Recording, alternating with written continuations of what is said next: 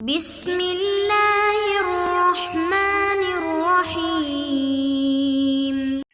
اعوذ باللہ من الشیطان الرجیم، بسم اللہ الرحمن الرحیم۔ کتاب شرح باب ہدی اشر، سبق نمبر 43، فصل سوم، صفات سلبیہ۔ اور صفات سلبیہ میں سے جسم کے بارے میں گفتگو کہ خداوند عالم نہ جسم ہے نہ ہی جسمانیات، اور وہ تمام چیزیں کہ جو جسم کے عوارض میں سے ہیں وہ بھی خداوند عالم کی ذات سے میں نہیں ہو سکتی، اور سلب کی جانی ضروری ہے۔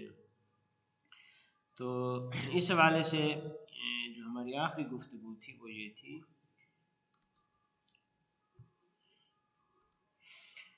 آسانی، وہ یہ تھی کہ خداوند عالم نہ کسی محل میں ہے اور نہ کسی مکان میں ہے، نہ کسی محل میں ہے اور نہ کسی مکان میں ہے۔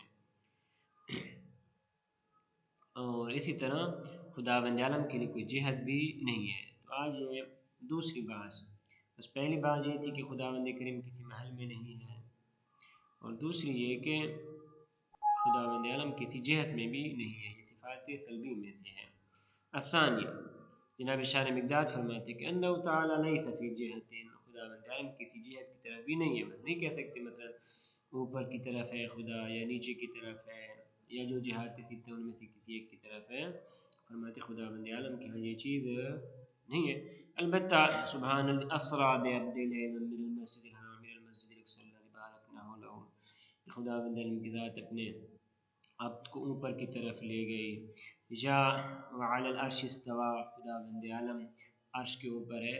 تو اس قسم کی جتنی بھی روایات ہیں تو ان کی تعویل کرنا واجب اور ضروری ہے۔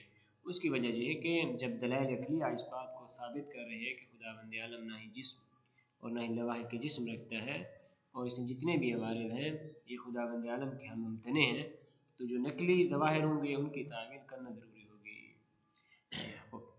انہ تعالی لیس بجہت، خداوند عالم کسی جہت میں نہیں ہے۔ جہت کسی کہتے ہیں، سمت کسی کہتے ہیں، والجہت مقصد المتحرک، فرماتے ہیں جہت کسی بھی متحرک کے مقصد کو جہت کہا جاتا ہے۔ متحرک یعنی وہ چیز جو حال حرکت ہو، حرکت کرنے والی چیز جس طرف جا رہی ہے اس چیز کو کیا ہے، اس جہت کو، اس کو اس سمت کو اس متحرک کی جہت کہا جاتا ہے۔ جیسے کہتے ہیں جہت، والجہہ مقصد المتحرک، جہت کسی بھی متحرک کے مقصد اور ہدف کو جہت کہا جاتا ہے۔ ومتعلق الاشارۃ الحسیہ، اور اس کے علاوہ جہت کی دوسری تعریف یہ ہے کہ جس کی طرف حصی اشارہ کیا جا سکے۔ جہات ستہ جو مشہور معروف ہیں، اوپر نیچے، اور جہات اربع دائیں بائیں آگے پیچھے، ان کو جہات ستہ کہا جاتا ہے۔ تو خداوند عالم کسی بھی جہت میں نہ اوپر ہے نہ نیچے ہے، بلکہ خداوند عالم ہر جگہ پہ ہے، ہر جگہ کا خالق ہے۔ وزعمت الکرامی انہ تعالی فی الجہت الفوقیہ، گروہ کرامیہ ان کا یہ عقیدہ ہے اور خیال باطل ہے کہ خداوند عالم اوپر کی طرف ہے۔ ان کی دلیل لما تصوروہ من الظواہر النقلیہ، یہ تصور انہوں نے ظواہر نقلیہ سے لیا ہے کہ ربوں کا یا علی العرش استوى، یا اس قسم کی وہ سبحان الاسرا بعبدہ، اس طرح کی آیات کے الی ربہا ناظرہ۔ تو اس قسم کی جتنی بھی آیات شریفہ یا اگر روایات اس قسم کی ہیں تو ان ظواہر کی وجہ سے انہوں نے یہ تصور اپنایا ہے کہ خداوند عالم اوپر کی جہت کی طرف ہے۔ وہ باطل، فرماتے ہیں یہ ظن باطل ہے۔ کیوں باطل ہے؟ لأنہ لو کان فی الجہہ، کیونکہ اگر خداوند عالم کسی جہت میں ہو تو اس کی دو صورتیں ہیں، یا تو وہ اس جہت کا محتاج ہے یا اس جہت سے مستغنی ہے، لیکن بالآخر کسی جہت میں، فرماتے دونوں فرض باطل ہے۔ لکان اما ما استغناہی عنہما فلا یحصل فیہا، یا تو خداوند عالم جہت سے مستغنی ہے، تو جب مستغنی ہے تو جہت میں حاصل نہیں ہو سکتا، او ما افتقار ہی الیہا، یا محتاج ہے اس جہت کا، تو فیکون ممکنن، ممکن بن جائے گا۔ والظواہر النقلیۃ لہا تعلیلات، فرماتے ہیں یہ جو ظواہر نقلیہ جن سے یہ سمجھ میں آ رہا ہے، تصور ہو رہا ہے کہ خداوند اوپر کی طرف ہے، ان کی تعویل ضروری ہے، ومحامل، اور ان کو حمل کرنا چاہیے کہ مذکورۃ فی مواضعہا، جن کو اپنے مواضع پہ ذکر کیا گیا کہ ان تعویلات اور محامل ان کے کیا کیا ہیں۔ خب دلیل کیا ہے کہ ان کو ہم قبول نہیں کر سکتے؟ لِأَنَّهُ لَمَّا دَلَّتِ الدَّلَائِلُ الْعَقْلِيَّةُ عَلَى امْتِنَاعِ الْجِسْمِيَّةِ وَاللَّوَاحِقِ عَلَيْهِ، کہ جب عقلی دلائل دلالت کرتے ہیں اس بات پہ کہ خداوند عالم نہ جسم رکھتا ہے اور نہ لواحق جسم، تو واجب تعویل غیرہا، تو اس قسم کی جتنی بھی چیزیں کہ جن سے جسم اور جسمانیت خداوند عالم کی ظاہر ہوتی ہو، تو ان کی تعویل ضروری ہے۔ کیوں؟ لاستحالۃ العمل بہما، کیونکہ ان پہ عمل کرنا محال ہے۔ کیوں محال ہے؟ وَإِلَّا لَجْتَمَعَ النَّقِيضَانِ، کیونکہ اس صورت میں نقیض لازم آئے گی، ابھی ترک لہما، یا دونوں کو ترک کرنا پڑے گا، یا وَإِلَّا لِارْتَفَعَ النَّقِيضَانِ، یا دونوں نقیضیں مرتفع ہو جائیں گی۔ تو خلاصہ عقلی دلائل وہ یہ کہتے ہیں کہ ان چیزوں کو آپ قبول نہیں کر سکتے۔ اب العمل بالناقل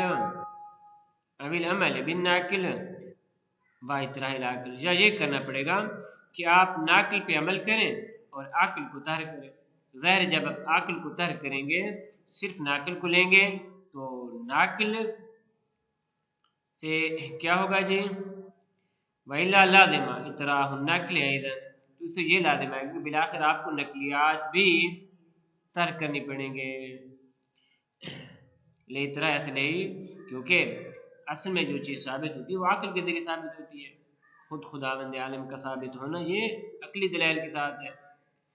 اسی طرح اکثر جو ہمارے عقائد ہیں وہ عقلی دلائل سے ثابت ہے۔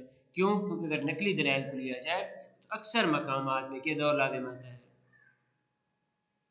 فَيَبْقَى الْأَمْرُ الرَّابِعُ، بس امر رابع باقی ہے، اور وہ کیا؟ وہ العمل بالعقل، کہ آپ صرف عقل کے مطابق عمل کریں، وتعویل الناقل، اور ناقل کو چھوڑ دیں۔ یعنی سچویشن یہ بن جائے گی کہ یا آپ ناقل کے مطابق عمل کریں گے یا عقل کے مطابق عمل کریں گے۔ اگر آپ ناقل کے مطابق عمل کریں تو پھر آپ کو اصل چھوڑنی پڑے گی،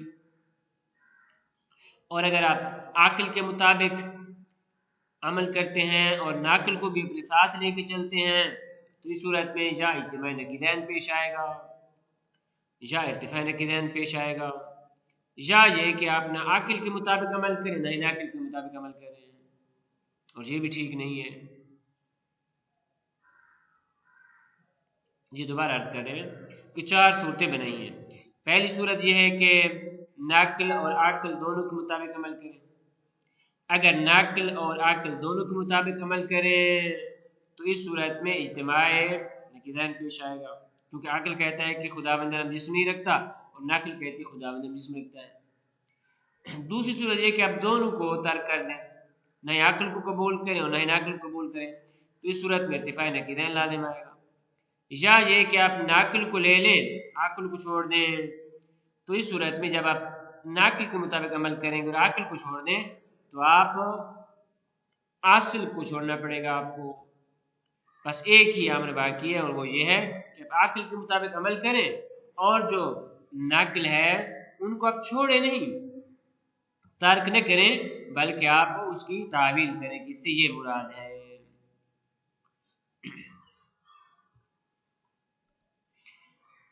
اسی طرح اگلی جو بات ہے، قال ولا يسع عليه اللذة والالم لامتناع المزاج علیہ تعالی، خداوند عالم کے لیے نہ تو لذت صحیح ہے اور نہ ہی علم صحیح ہے۔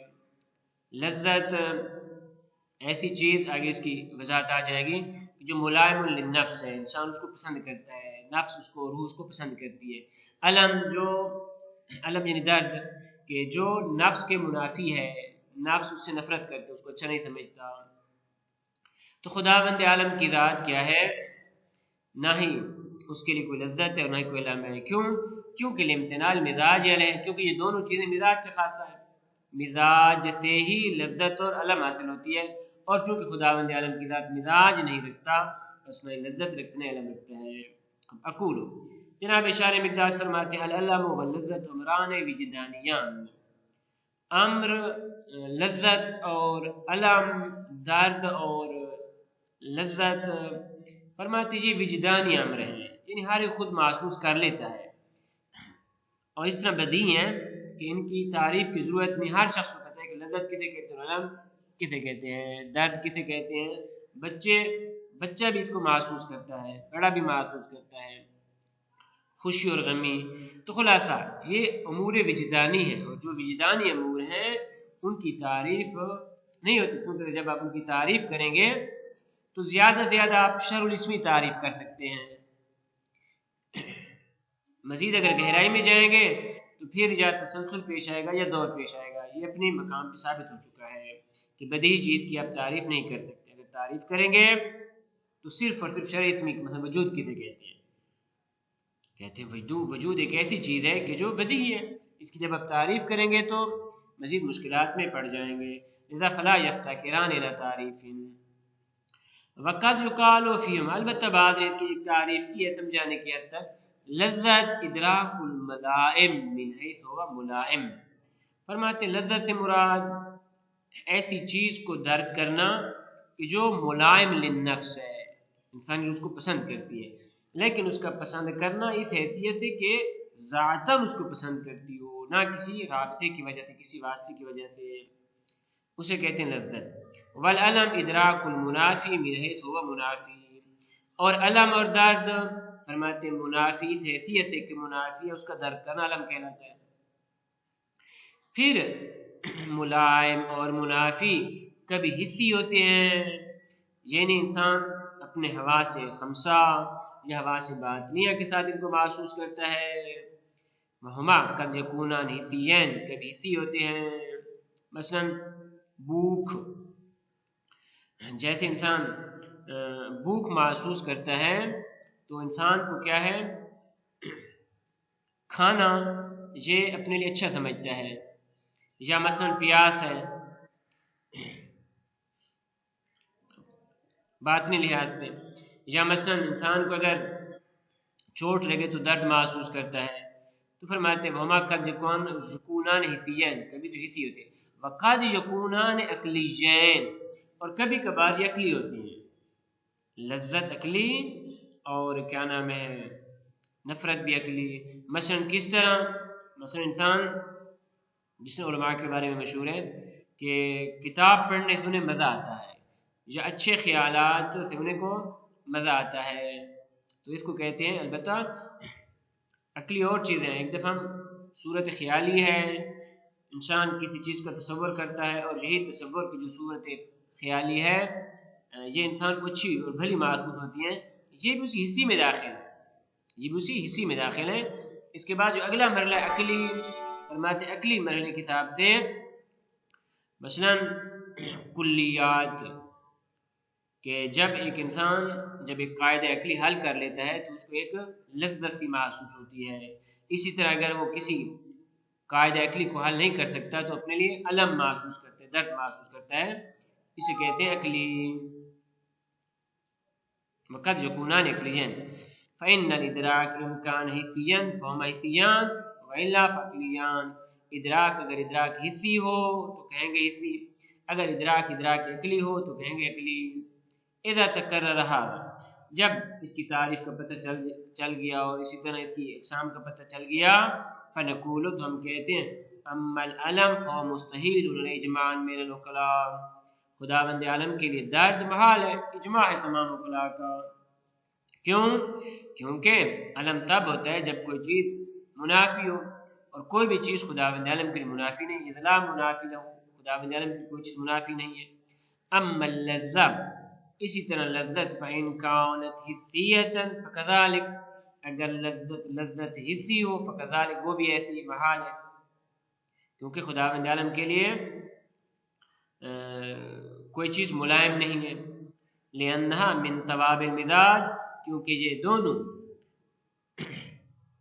منافی اور کیا نام ہے ملائم، یہ دونوں مزاج کے تابع ہیں، والمزاج یستحیل علیہ تعالی، اور خداوند عالم کے لیے مزاج کیا ہے، محال ہے، وإلا لکان جسما، کیونکہ اگر خداوند عالم کے لیے مزاج ہو تو مزاج جسم کا خاصہ ہے، اور خداوند عالم جسم نہیں ہے۔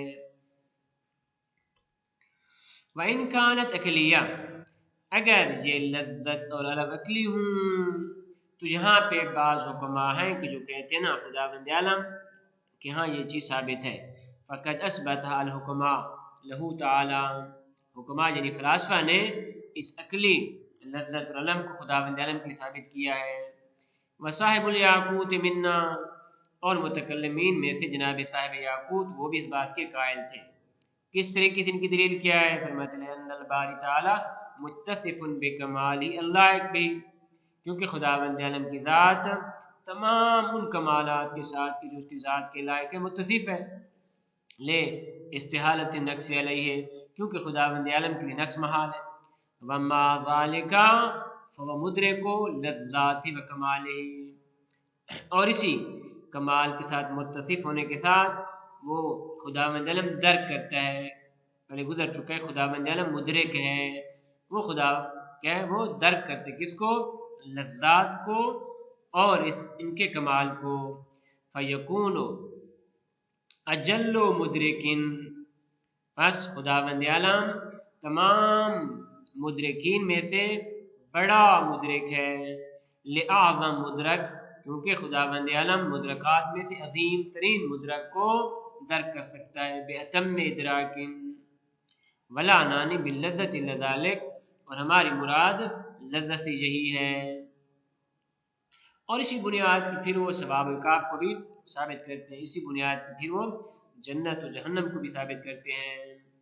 وَأَمَّا الْمُتَكَلِّمُونَ، متکلمین کیا کہتے ہیں؟ فَقَدْ أَطْلَقُوا الْقَوْلَ بِنَفِيِ اللَّذَّةِ، وہ کہتے ہیں نا مطلقاً، چاہے اطلاقو یعنی مطلقاً کہا ہے چاہے لذت عقلی ہو یا لذت حسی ہو، بنفی اللذہ، خداوند عالم کے یہاں یہ نہیں ہے. کیوں نہیں ہے؟ اما لاعتقاد نفی اللذات العقلیہ، یا تو اس وجہ سے چونکہ ان کا اعتقاد ہے کہ خداوند عالم کے لیے عقلی لذات بھی منفی ہیں. کیوں منفی ہیں؟ اس وجہ سے کہ خداوند عالم کے مزاج نہیں ہے متکلمین کے نزدیک، او یا اس وجہ سے کہ لعدم ورود ذالک فی الشرع، اعتقاد کی بات نہیں بلکہ اس وجہ سے کہ شرع اور شریعت میں انہوں نے تحقیق کیا ہے تو لذات عقلی ان کو نہیں ملی. کس طرح کہ فإن صفات تعالی و اسماء توقیفیہ، کیونکہ خداوند عالم کی جتنی بھی صفات ہیں کہ جن صفات سے مثلا خداوند عالم کیا ہے حب رکھتا ہے، یا خداوند عالم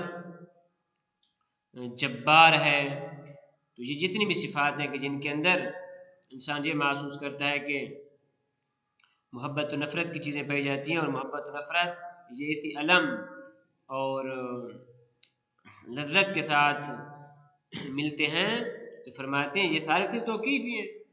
لا یجوز لغیر ما التحجم بها الا باذن منه، اور کسی کے لیے جائز نہیں کہ ان اسماء سے کیا ہے اس قسم کی استنباط کرے، الا باذن منه، مگر یہ کہ خداوند عالم کی طرف سے اجازت ہو، شریعت کی طرف سے اجازت ہو. لانه وان كان جائزا في النظر العقل، کیونکہ وہ کہتے ہیں اگرچہ عقلاً جائز ہے یہ چیزیں لیکن لیس من الادب، ادب کا یہ تقاضا نہیں کہ ہم خداوند عالم کے ان اسماء سے ایسی چیزیں اس بات کریں کہ جس کی شریعت نے وضاحت نہیں کی. کیوں؟ لجواز یکون غیر جائز من جہت لا نعلم، کیونکہ ممکن ہے کسی بھی جہت سے وہ خداوند عالم کے لیے جائز نہ ہو اور ہمیں اس جہت کا پتہ نہ ہو. تو بنابر متکلمین کلی طور پہ کہتے ہیں کہ خداوند عالم کی ذات کے لیے نہ کوئی لذت ہے اور نہ کوئی علم ہے. وصلی اللہ علی محمد و اہل بیت الطیبین الطاہرین.